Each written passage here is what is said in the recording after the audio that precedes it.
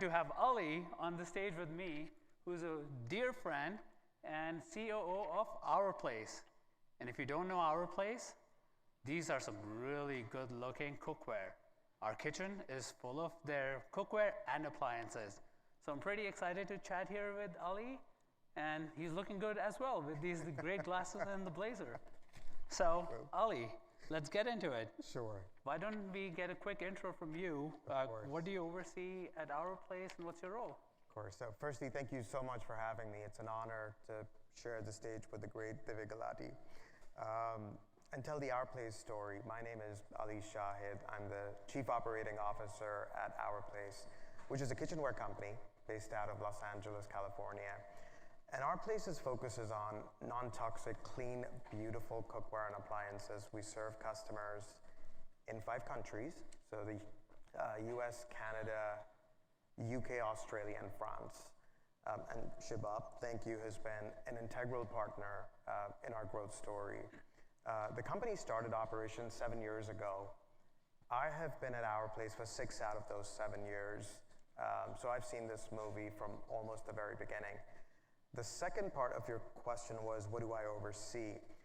So demand planning, the inventory asset, fulfillment, logistics, customer experience, and all back-end tech, including ERP, EDI. On the revenue side of the house, I oversee Amazon and Costco roadshows. That's awesome. Yeah, that's a big mandate. But rewinding back, Our Place became a cultural phenomenon fairly quickly. Can you tell us more about the founding story and what was the ambition? Why did the founder, Sheza and Amir, start Our Place? So yeah, it starts with the 2 amazing immigrant founders, Sheza and Amir, who loved hosting and had a desire to create beautiful cookware that was functional and non-toxic. And this is in a world where chemicals, so you know, are still used very widely in cookware. And the items were really, really pretty, so you could leave them on your stovetop. You didn't have to store them away. It all started with a single product, the Always Pan. We still sell it very successfully. And if we can roll the tape, I'd love to show you one of our early ads so you can see what we started with. I designed the Always Pan to replace 8 pieces of cookware. It can boil, saute, steam, strain. Wait, I can even steam bao in this pan? Definitely. So I can deep fry abuelitas empanadas? Yeah, you'll make her proud. So you're telling me I can boil udon, simmer sancocho, and fry an egg without sticking? That's why we made it. So dinner at Our Place? Meet the first pan designed for home cooks. The Always Pan. From Our Place to yours. Thank you, Amanda. So now we couldn't keep this pan in stock, right? But we also couldn't create a company out of just one pan. And so we expanded to other items like steamers, egg poachers, dinnerware, drinkware. And then appliances have been really, really rich for us. The Wonder Oven and the Dream Cooker have performed incredibly well. The founding insight was relatively simple, right? So modern customers care about their health. They want to know that their cookware is clean. They're short on time, and they need items in the kitchen that make their lives easier. That's both cooking and cleaning. And they care about their kitchen aesthetic very much. Now, I'd also love to show you like a more recent ad so you can see how the brand and company have evolved over the years. It's just cookware. Until she's born, and settling for less than non-toxic isn't going to slide. It's just cookware. Until you're planning to pump the question over dinner and need a pan that can handle the heat. It's just cookware. Until you realize the moments and people we love deserve cookware worth loving too. It's not just cookware.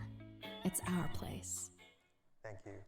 So Our Place is still about bringing people together and making cooking easier and more joyful, but it's a far more mature company now from an assortment, channel, and geography perspective. That's amazing. And trust me, we have practically every single cookware that you showed on the ad in our kitchen, and it is amazing. Thank you. So you started in D2C, had amazing success, but now you're multi-channel, omni-channel. Yeah. Walk us through what were the strategic decisions that you made? Why go omnichannel, and which channels did you start with first? So direct-to-consumer is still the majority of the business, but Amazon and wholesale are now growing faster than direct-to-consumer. Wholesale started just about 2 years after we launched direct-to-consumer because our items looked great on retail store shelves, and customers wanted to touch and feel items prior to making a purchase decision. Our first retail partner back in 2022 was Nordstrom, but over time that's expanded to include Costco, Target, Selfridges, Harrods, QVC, Crate & Barrel, and a few others. We also opened up our own retail store on Abbot Kinney Boulevard in Los Angeles, which showcases our products for our customers. Oh, these are awesome. And I remember going to that store and you had a boba guys or something? Boba guys used to be in there, and now we have our own cafe that we run in that store. That's awesome. What a great story so far. Now, you're in so many channels. Which channels are actually working? Where are you seeing the most promise? And often, like when we discuss with merchants, there's always a tension between, amongst channels, profitability and scale. Yeah. How do you balance that, and how are you balancing the entire equation across all the channels? Right. So our genesis was in direct-to-consumer. Direct-to-consumer is still a very healthy business, but Amazon and Costco is where we're seeing the greatest growth. Amazon launched 2 years ago, and today it's almost 30% of our total sales. Amazon also has about 3 times the return on ad spend that we're seeing on our direct-to-consumer business. So our profitability on Amazon at a unit level is greater than it is on direct-to-consumer, even with platform fees and higher fulfillment fees. I get asked frequently about cannibalization because there is a natural tension between channels at times. Every test we've run to try and gauge cannibalization between direct-to-consumer and Amazon has come up inconclusive. I'm sure there's some, but it's insignificant enough that it's hard to measure. So if there are any operators in the room who are still debating to Amazon or not to Amazon, please come find me. I have thoughts. But if you're doing it right, I'd say invest in it. Amazon has a buyer. It just happens to be an algorithm, and it rewards you if you play by the rules, right? So as an example, Amazon prefers it if you send inventory into their hubs, known as FBA or Fulfilled by Amazon. So at this point in time, we're sending in over 600,000 items from ShipBob to our Amazon hubs annually. And by doing so, we've seen a 30% increase in conversion. The other partner that is very promising is Costco. We sell on Costco.com, and we participate in roadshows. So it's the image that you can see in front of you. I'll explain Costco roadshows to those of you who do not shop at Costco. So at any point in time, right, about 300 times a year, we end up at a Costco store, and we're there for about 10 days. And this is our own in-house sales team that does so. And the sales that they do in that 10-day period are very significant. They add up to a nice little business that gives us incrementality and visibility. Now, Costco roadshows are operationally intense because 300 times a year we're having to send inventory into these stores, and then all unsold inventory has to be brought back. But ShipBob has been enabling all of that for us. Between Amazon and Costco, we're probably talking about 40% of the total business at this point in time, which we would not have had if we were a direct-to-consumer only brand. But within direct-to-consumer, what's been really interesting is international. It's been a major growth driver. We probably see 20% of our business coming from international markets today. And we have entities and warehouses, and these are ShipBob warehouses in Canada, Australia, Netherlands, and we'll be adding another country next year.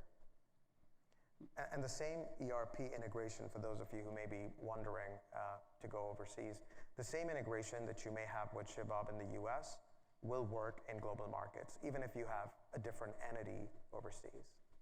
Yeah, talking about integrations, interestingly enough, I remember 4 or 5 years ago when we were starting to work together, you were probably one of the first customers who actually asked for our API documentation to look at our APIs, which I found pretty impressive.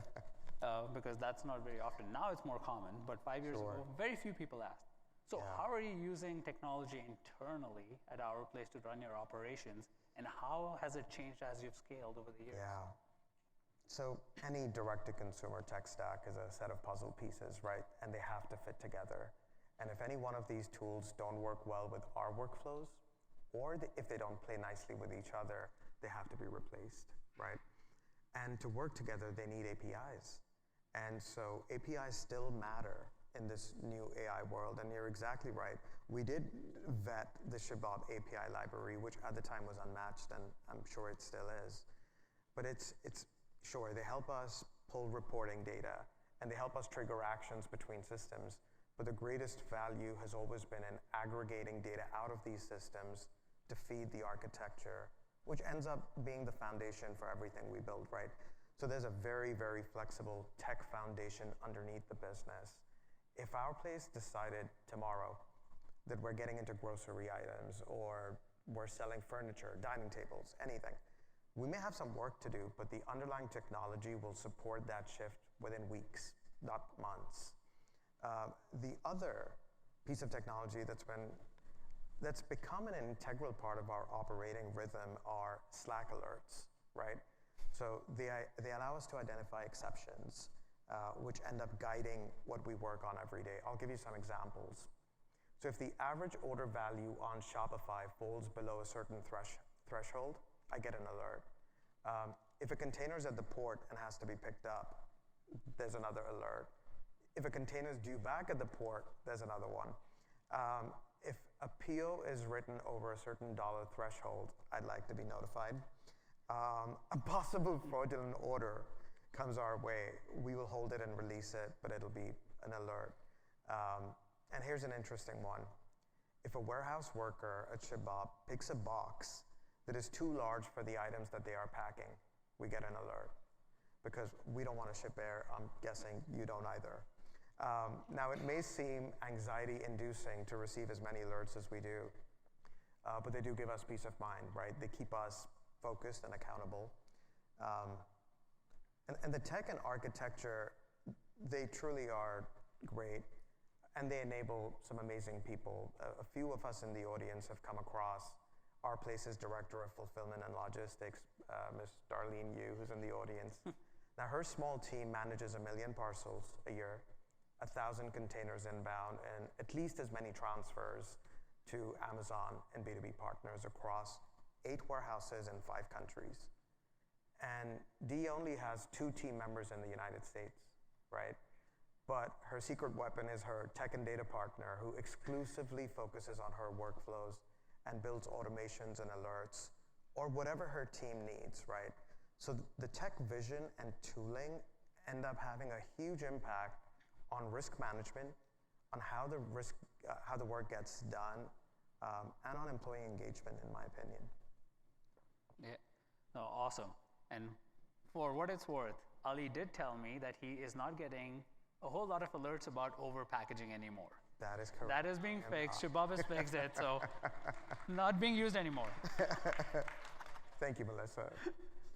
Oh, awesome. Well, thank you for walking us through this amazing tech stack that you're building internally. How has AI changed all of this over the past year or so? Yeah. So look, anything I share on AI isn't a notch in my belt. Let's be clear, right? It's kudos to the folks who built Claude and other AI tools. We're leveraging them like everybody else in this room. It hasn't changed our orientation, right? The orientation remains to automating workflows, but it has made it a whole lot easier and faster. Because the feedback loop is so much faster. Some examples, our customer experience workload has reduced by 50%. Most of it is fully resolved tickets, right? But for the first time last month, our AI agent received a higher customer satisfaction score than our human agents. That I did not expect. And that's not even the cool part. So Claude is now catching tickets that human agents didn't deal with well. It may have been that they were slightly low empathy, or it wasn't a timely enough response. It then creates a coaching document and sends it to team leads so they can use these examples in coaching their team members. So this less obvious benefit is probably as important to the business as automated responses. The other area, we wouldn't typically automate workflows that spanned across multiple systems, right? API integrations tend to become a little more challenging when there are multiple systems involved. I'll give you a common example, transferring inventory to Amazon. When we need to ship a truck of inventory, we contact 3 trucking partners who we work with the load details, right? 1 likes to use Slack, 2 like to use email. We then compare their quotes and award the shipment to whoever is the lowest bidder. We then request a bill of lading and upload it to the corresponding ShipBob order, right? This spans multiple systems, and we've been able to automate this entire flow using Claude, right? So in this brave new terrifying world, we can all now build solutions that give us peace of mind. ShipBob has built a lot of them for us, and we can build a few of them ourselves. That's awesome. And with ShipBob MCP, there'll be a whole lot more things that you can enable. We're excited to see it. So are we. So switching gears, there are a lot of founders in this room, and you've built such an amazing operations, you and Dee, together over the past few years at our place. What is one piece of advice that you would give to a founder hiring their first big operations hire? So I would find someone who's customer obsessed. I think that's a prerequisite. Someone who understands like the physical movement of goods, and also understands the technology that enables it in equal parts. So you can't just be someone who understands warehouses and ports any longer. You have to have the technical know-how to know how work can be automated, and that's what I would advise. That's awesome. And then, like you mentioned, Surgy Bot that gives you the Slack notifications every day. What is one metric you religiously watch for and look at every single day? Every morning, the percentage of breakfast eaten by my child. That is what I measure. But more seriously, from a parcel fulfillment perspective, average fulfillment times and transit times are the 2 metrics that I look at every single morning, and they're in my inbox at a warehouse level across the 8 warehouses. Yeah, and you have been escalated to me, so it looks like they're looking great. They're looking great. They are. Yeah, that's awesome. Yeah. And if you had to go back, when our place was much smaller, doing 100 orders a day or 100 orders a month, whichever starting point you were comfortable with, what would you change, given you've learned over the years, you've built the teams, what would you change? I think I'd hire my team sooner. I was terrible at doing their jobs, and bringing them on sooner, I think, would have accelerated the rate at which we built our back end. Makes sense. And last question from me before we open it up for the audience Q&A. What does fulfilled mean to you if you had to just use one sentence? Okay, fulfilled? Yes. Well, I can tell you why we show up every year, right? Yeah. Like it's a celebration, right, of our trust, our friendship, and the loyalty between our companies, right, which we don't take for granted and we're truly grateful for. Thank you. It has been an amazing partnership, and thank you for sharing the nuts and bolts of how you run the operations. Now we can have some Q&A from the audience. Let's see, where's the squawk box? There you go. Any questions? Yes. Ready? Whoa, nice catch. Great catch. So you mentioned that you guys have open fulfillment centers in 5 countries. What metrics are you looking at to determine that that is justified for a full-scale fulfillment center in that country? That's a really great question. So firstly, it's the cost of shipping orders to that country. Our items are heavier.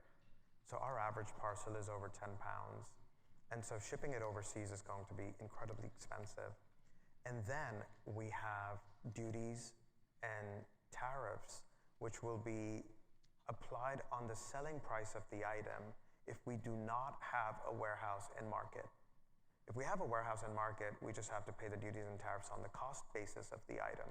But if we're shipping it from the United States as an end customer sale, that has to be paid on the sale price of the item. So for a luxury item that's higher priced and very heavy, it really doesn't make a whole lot of sense for us to absorb that cost and profitably fulfill orders overseas. Yep, that makes sense. And the packages are heavy, especially when my wife orders like multiple pans for some reason every Christmas we get our place. Those packages are hard to haul inside to the kitchen, but they're amazing products. Okay, let's see if there are any other questions. No, you're good. Hi, can you hear me? Sorry. You were talking about, can everyone hear me? Is my voice projecting? All right, cool. I can hear you. Awesome. I work at this company called Brick.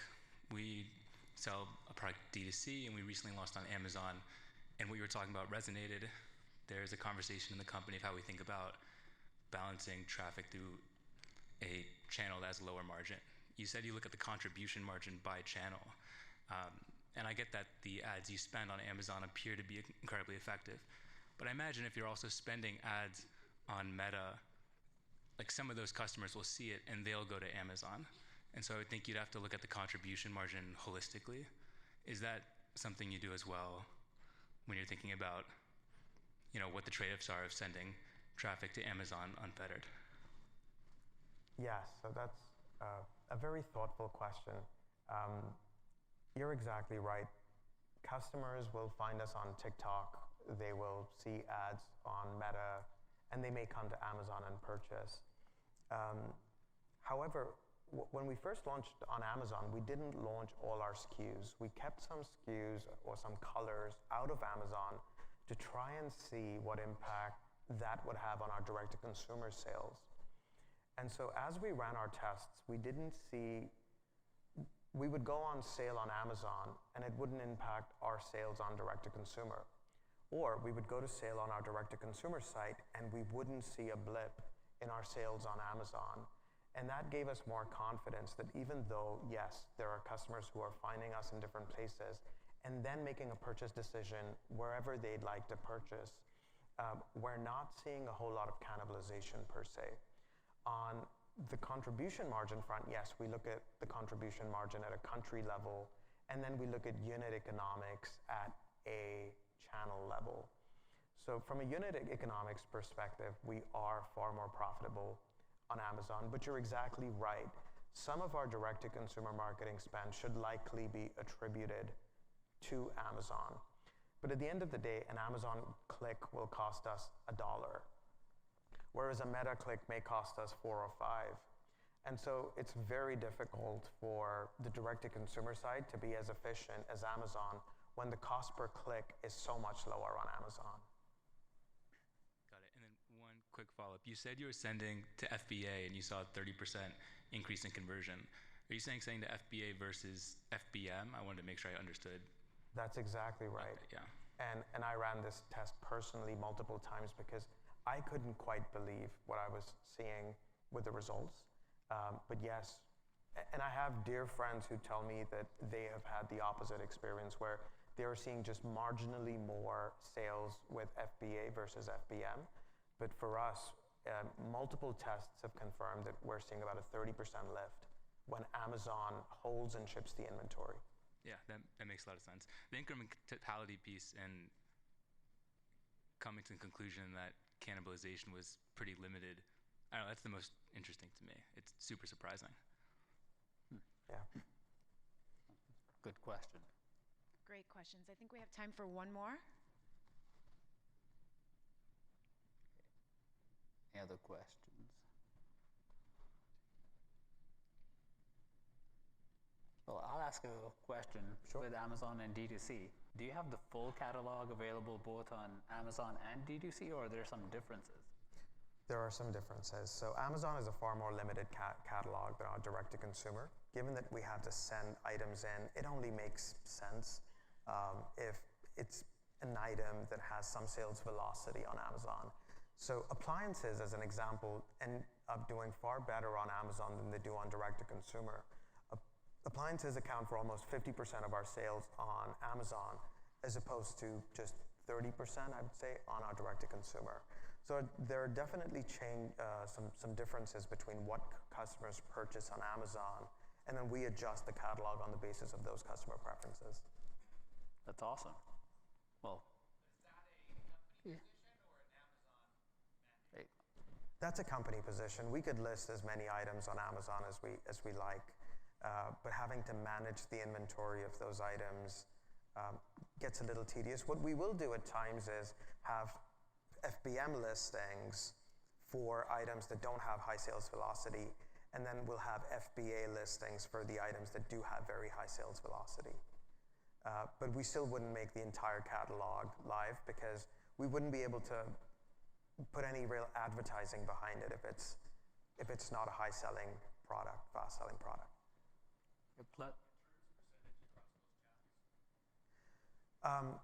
That's a really interesting question. So, and it surprises me.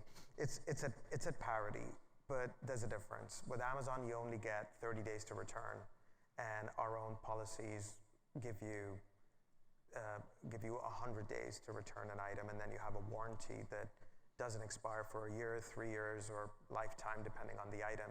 So we see very similar return rates between Amazon and our direct-to-consumer. However, the timeline that you get for Amazon is far shorter than what you get for direct-to-consumer. But financially, it's a wash. It's no worse off than direct-to-consumer. I'm sorry? Costco. Is Costco the same? Costco is not the same. If you know, you know. Awesome. Well, thank you, Ali. Thanks for sharing. Thank you so much for your having me. insights. Thank you. Appreciate it. Awesome. Good stuff, sir.